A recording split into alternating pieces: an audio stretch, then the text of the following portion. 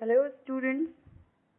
तो स्टार्ट करते हैं आज की हमारी class on biology Mantra with Priya Pathak. So let's start the lecture. Last lecture में हमने एंजियोस्पर्म्स की स्पेशलिटी मतलब फ्लावर के स्ट्रक्चर को पढ़ा था, जिसकी प्रेजेंस की वजह से ही हम एंजियोस्पर्म्स को फ्लावरिंग प्लांट्स बोलते हैं। और आज के लेक्चर में हम स्टडी करेंगे male reproductive unit of flower, जो कि एंड्रोशियम।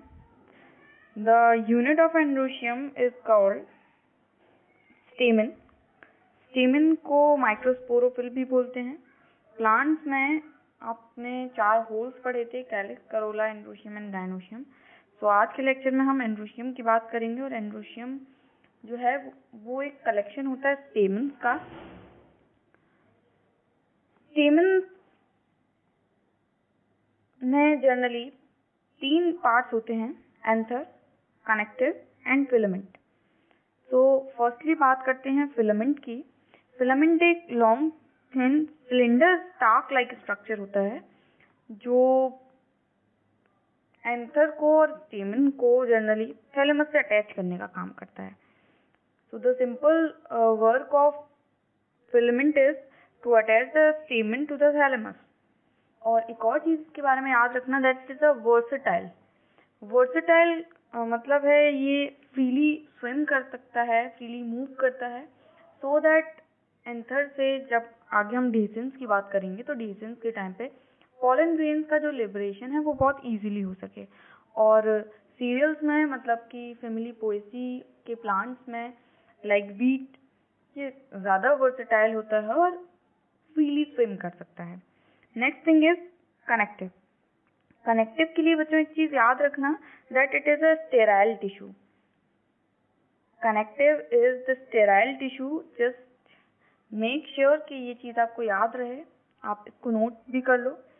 ये एंथर के लिए वेस्कुलर सप्लाई को कंडक्ट करने का वर्क करता है। मतलब स्टार्क और फिलामेंट से होते हुए जो वेस्कुलर सप्लाई आ रही है एंथर तक, उसको एंथर में सप्लाई करने का काम कनेक्टिव का ही होता है। Now the anther. Anther is solid terminal structure. ऊपर की तरफ आपने कभी भी किसी भी प्लांट का स्टेमन देखा होगा। स्टेमन में ऊपर की तरफ एक सॉलिड स्ट्रक्चर होता है, नीचे एक फिलामेंट थ्रेड लाइक फिलामेंट लगा रहता है और उसके ऊपर एक जो सॉलिड स्ट्रक्चर होता है, that structure is called the anther. Anther bilobed structure होता है।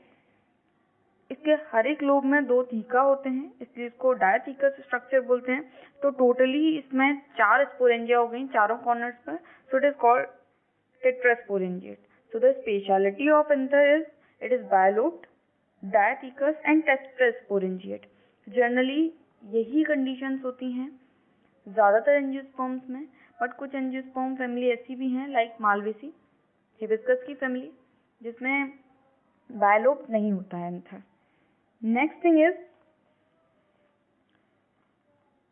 जो एंथर होता है उसमें 4 स्पोरेंजिया के साथ साथ एंथर की वॉल भी होती है, जो 4 लेयर से मिलकर बनी होती है। जैसे कि आपको स्क्रीन पर फिगर दिख रहा होगा, तो ये चारों वॉल्स के नाम होते हैं epidermis, endothecium, middle layer and tapetum. So the first layer is epidermis. Epidermis सबसे बाहर की आउटर प्रोटेक्टिव लेयर होती है। सिंगल सेल थिक होती है ये, और एक कंटिन्यू लेयर के फॉर्म में होती है। पर एक चीज जो आपको इसमें बहुत इंपॉर्टेंट ध्यान रखनी है, दैट इज कि ये आर्किस्पोरियल ओरिजिन की नहीं होती है। Means epidermis is not archesporial in origin. Archesporial origin और नॉन आर्किस्पोरियल ओरिजिन क्या होता है, ये हम लोग एंथर डेवलपमेंट के टाइम पे बात करेंगे। नेक्स्ट टॉपिक हमारा एंथर डेवलपमेंट ही होने वाला है। So after epidermis the next layer is endothecium. Endothecium की जो लेयर है वो एपिडर्मिस के जस्ट नीचे होती है, और ये भी सिंगल सेल थिक लेयर ही है। एंथर डेवलपमेंट के टाइम पर इस लेयर में काफ़ी सारे चेंजेस होते हैं, और इसकी सेल्स में कई सारे चेंजेस होने के बाद कि कुछ सेल्स में जो सेल की वॉल होती है उसमें कई सारे चेंजेस होते हैं। लाइक इसकी जो सेल्स हैं उनकी इनर और रेडियल वॉल पर फाइबर्स की थिकनिंग होती है, जिसकी वजह से वो थिक हो जाती हैं। साथ में इसकी सेल्स की रेडियल वॉल पर कैलोस बैंड्स भी प्रेजेंट होते हैं। कहीं कहीं पर ये थिकनिंग एब्सेंट भी होती है, जैसे मैंने अभी बताया था कि इसकी सेल्स में अलग अलग टाइप के चेंजेस होते हैं। तो कहीं पर ये थिकनिंग एब्सेंट भी होती है, जहाँ पर ये कैलोस बैंड और ये फाइब्रस थिकनिंग एब्सेंट होती है उस जगह को हम बोलते हैं स्टोमियम। ध्यान रखना, वो पर्टिकुलर जगह है जहाँ पर एंडोथीशियम में थिकनेस नहीं है और थिकनेस कम है, that particular place is called the stomium. और इसी स्टोमियम वाली जगह से मैच्योर एंथर में डिसेंस होता है, जहाँ से पॉलन ग्रेन रिलीज होते हैं।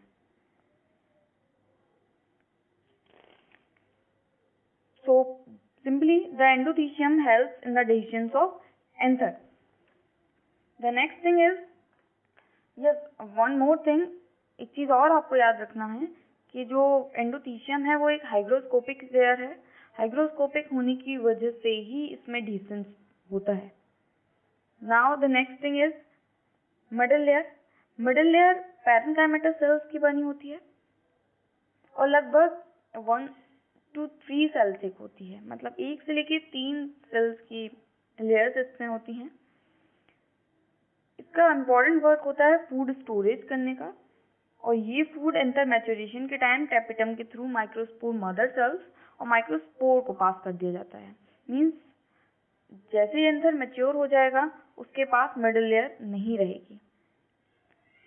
The next layer of anther is, और the last layer of anther is tapetum. So the tapetum is the innermost thick layer which act as the nutritive layer.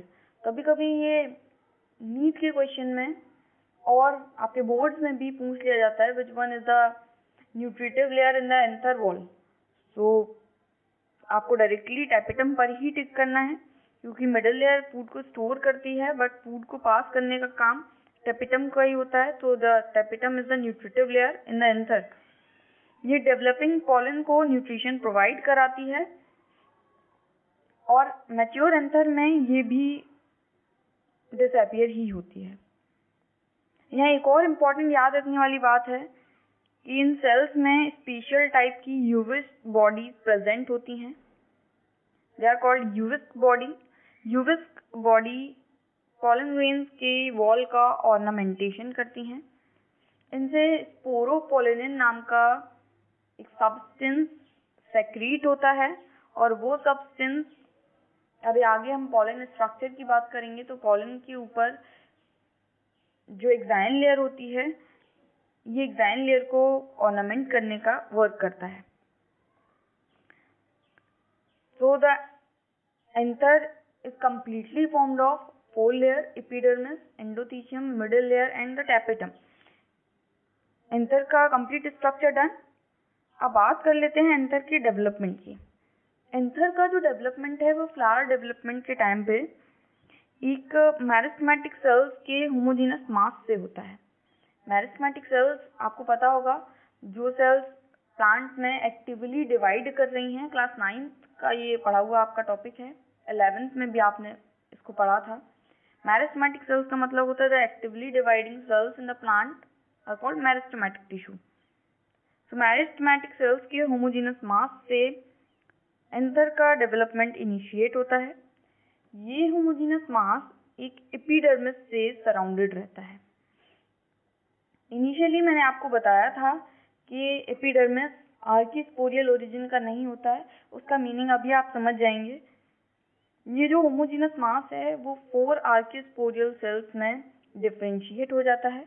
आर्कीस्पोरियल cells homogeneous mass of cell से बनती हैं और epidermis already उसको cover किए हुए है। तो सिंपली क्लियर हो गया कि ये जो हमारा एपिडर्मिस की लेयर है एंथर के ऊपर, वो आर्कीस्पोरियल ओरिजिन की नहीं है, मतलब वो उस होमोजेनस मास ऑफ सेल से न बन के ऑलरेडी उसको ऊपर से कवर कर रही थी।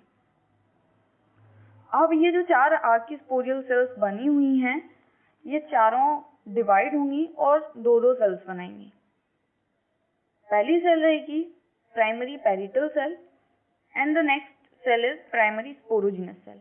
तो हर एक कॉर्नर पर एक एक प्राइमरी पैरिटल सेल और एक एक प्राइमरी स्पोरोजिनस सेल बन जाती है। The parietal cell or the primary parietal cell divides several times to form the anther wall, and the sporogenous cell divide a few times to form the PMC. PMC means pollen mother cell, or they are also called the microspore mother cell. So जो microspore mother cell हैं ये sporangia में और pollen सेक के अंदर रहती हैं। उनको कवर करने के लिए जो 4 वॉल्स आपने अभी पढ़ी हैं वो चारों के चारों प्राइमरी पैरिटल सेल से बनती हैं। अब ये जो पॉलन मदर सेल हैं इनसे पॉलन ग्रेन्स बनते हैं मियोसिस डिवीजन के थ्रू, और पॉलन ग्रेन्स के फॉर्मेशन को हम बोलते हैं microsporogenesis, means the formation of microspore. तो सिंपली माइक्रोस्पोरोजेनेसिस की डेफिनेशन क्या हो जाएगी? द फॉर्मेशन ऑफ माइक्रोस्पोर टेट्रेट और pollen tetrate from the pollen mother cell or microspore mother cell through the meiosis cell division inside the pollen sac of anther is called microsporogenesis. Definition clear? So basically meiosis cell division के through एक diploid pollen mother cell से 4 haploid pollen का formation होता है, और ये सारा काम कहाँ होता है? एंथर के पॉलन सेक के अंदर। स्टार्टिंग में ये चारों के चारों माइक्रोस्पोर एक दूसरे से अटैच रहते हैं और इसीलिए हम लोगों ने इसको पॉलन टेट्रेट बोला था। ये चारों कैलोज लेयर से अटैच होते हैं। कैलोज लेयर जैसे ही पॉलन ग्रेन्स मैच्योर होते हैं, ये कैलोज लेयर टैपेटम के थ्रू एक एंजाइम सेक्रेट होता है विच इज कॉल्ड कैलेज, उसके थ्रू डिसॉल्व कर दी जाती है, जिससे चारों के चारों जो पॉलन ग्रेन्स हैं वो फ्री हो जाते हैं। आपने कभी हिबिस्कस के फ्लावर को टच किया होगा, उसमें एक लंबी सी ट्यूब निकलती है। अगर आप उसको टच करोगे तो आपके हाथ पर या जिस भी सरफेस से आप उसको टच कर रहे हो उस सरफेस पर एक पाउडरी सा येलो कलर का सब्सटेंस आ जाता है। That substance is pollen grain. वो सारा का सारा सब्सटेंस जो आपके हाथ पर आ जाता है येलो कलर का, वो पॉलन ग्रेन्स ही होते हैं। Pollen grains are the first cell of male gametophyte. बहुत इंपॉर्टेंट लाइन है, याद रखना। Pollen grains are the first cell of male gametophyte. बात कर लेते हैं स्ट्रक्चर ऑफ पॉलन की। आपको फिगर दिख रहा होगा पॉलन ग्रेन के स्ट्रक्चर का। इसमें सबसे ऊपर की जो लेयर होती है दैट इज कॉल्ड एक्साइन। थोड़ी सी रिजिड लेयर होती है, थोड़ी सी नहीं, बहुत ज़्यादा रिजिड लेयर होती है, और अंदर की तरफ एक जो कवरिंग होती है जो इसके साइटोप्लाज्म को कवर करती है, दिस इज कॉल्ड इंटाइन। तो जो एक्साइन है वो थिक, रिजिड और ऑर्नामेंटेड लेयर होती है। हम लोग पढ़ चुके हैं कि टैपेटम की यूविक बॉडी से स्पोरोपोलेनिन का सेक्रेशन होता है, तो ये जो ऑर्नामेंटेशन है ये उसी का होता है। स्पोरोपोलेनिन हाईली रेजिस्टेंट मटेरियल है और साथ में ये नॉन बायोडिग्रेडेबल भी है, मतलब इसको आसानी से डिग्रेड नहीं किया जा सकता है। एक्साइन के बाद पॉलन के साइटोप्लाज्म को कवर करते हुए थिन इलास्टिक सॉफ्ट लेयर होती है which is called intine. Pollen grain के कंप्लीट स्ट्रक्चर पर कहीं कहीं इंटाइन के ऊपर एक्साइन एब्सेंट होती है या फिर बहुत थिन होती है, और इन्हीं थिन प्लेसेस को हम लोग बोलते हैं जर्म पोर। जर्म पोर से पॉलन जर्मिनेशन के टाइम पे जब पॉलन पॉलिनेशन के थ्रू स्टिग्मा सरफेस पे पहुंच जाएगा तो इन्हीं जर्म पोर्स के थ्रू वहां से निकलेगी जर्म ट्यूब, जो आगे फर्टिलाइजेशन में हेल्प करेगी। तो उससे पहले पॉलन के जर्मिनेशन से पहले हम पढ़ लेते हैं माइक्रोगैमेटोजेनेसिस, मतलब पॉलन ग्रेन के अंदर गैमीट का फॉर्मेशन कैसे होता है, मेल गैमीट का फॉर्मेशन कैसे होता है। So basically microgametogenesis means the formation of haploid male gametes inside the pollen grain। Starting में होता क्या है, पॉलन ग्रेन के अंदर जो हैप्लॉइड न्यूक्लियस होता है वो अनइक्वल माइटोसिस डिवीजन को हम लोग इक्वेशनल डिवीजन भी बोलते हैं, क्योंकि इसमें क्रोमोसोम का जो नंबर है वो डॉटर सेल्स में अपने पेरेंटल सेल के इक्वल ही रहता है।